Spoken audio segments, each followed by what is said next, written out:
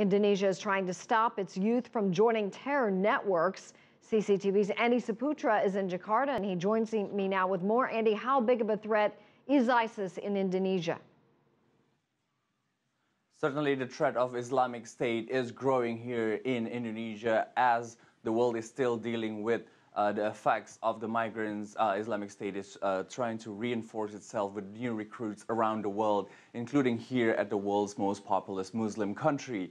Now, the target for this recruitment program, which analysts has been called one of the most successful use of technology and social media in recruiting for a terror network, is through social medias here, and they're targeting the youth, as we found out. And that's why it's very important for the government to move on with this de-radicalization program that fights the ideology of IS being the embodiment of a Islamic caliphate that can function and work in the world. Let's have a look what they did here. This may look like an ordinary classroom, but it certainly isn't a regular lesson.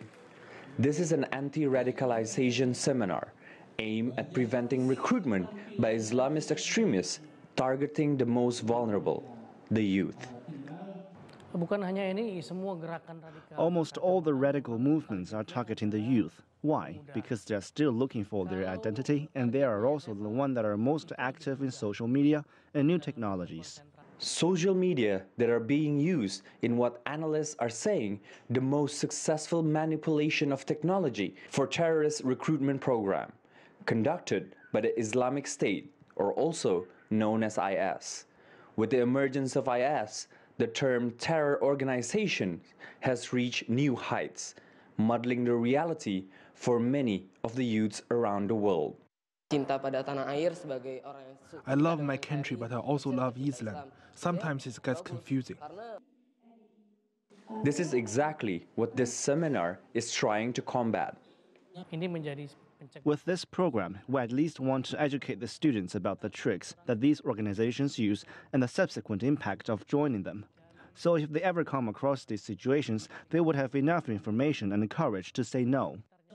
And Indonesia is no stranger to terrorism. Sukanto himself is a former member of Indonesia's oldest radical Islamic movement. Despite having no ties to IS, Indonesian radicals are known to trade in their allegiance to join the growing movement in Syria. With an estimated 500 Indonesians having joined IS so far, radicals in the country pose a bigger threat to national and global security than they may seem. From our data and prediction, there are less than 3% of our residents that has been recruited. This, though, is not to be taken lightly. We have to be aware of the early warning signs. That's why this seminar is useful for both the teacher and students.